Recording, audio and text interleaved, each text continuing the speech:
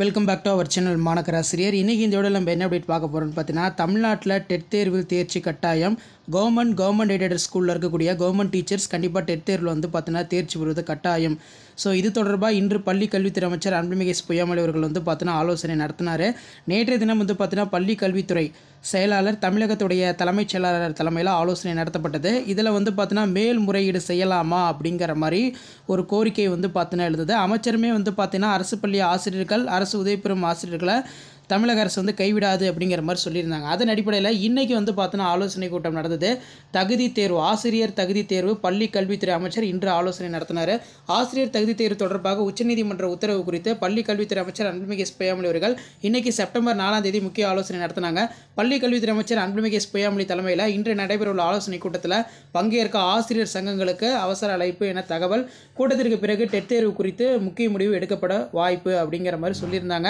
So இது ஒரு பக்கம் இருக்கும்போது இன்றைக்கி நடந்த அந்த ஆலோசனை கூட்டத்தில் பள்ளி கல்வித்துறை அமைச்சர் என்ன சொல்லியிருந்தாங்கன்னா, நமக்கு விடப்பட்ட சவாலில் வெற்றி பெறுவோம், ஆசிரியர் பணியில் தொடர தகுதி தேர்வு கட்டாயம் என்ற தீர்ப்பு குறித்து ஆசிரியர்கள் அச்சப்பட தேவையில்லை, முதலமைச்சர் தலைமையிலான அரசு ஆசிரியர்களை ஒருபோதும் கைவிடாது.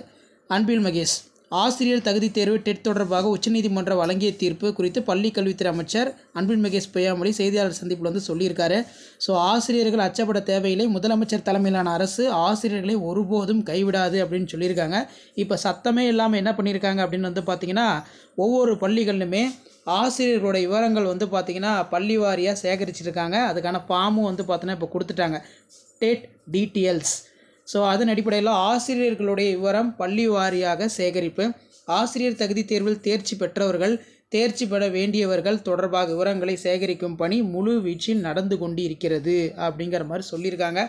ஸோ என்ன பண்ண போகிறாங்கன்னு தெரில. எப்படியும் வந்து பார்த்தீங்கன்னா மேல்முறையீடு பண்ணுவதற்கான வாய்ப்பு மிக மிக குறைவு. ஸோ அதுக்கு ஆல்டர்னேட்டாக வந்து பார்த்திங்கன்னா ஒரு வருஷத்தில் 4 ஆண்டுகள் டெட் தேர்வு இந்த மாதிரி நடத்தி ஆசிரியர்கள் தேர்ச்சி பெற வைப்பதற்கான பணிகள் நடைபெற்று கொண்டிருக்கிறது அப்படிங்கிற மாதிரி சொல்லியிருக்கிறார்கள். ஸோ என்ன அப்டேட் வருதுன்னு பார்க்கலாம். ஷேர் பண்ணுங்கள், சப்ஸ்கிரைப் பண்ணுங்கள் மாணக்கராசிரியர் யூடியூப் சேனல். தேங்க்யூ.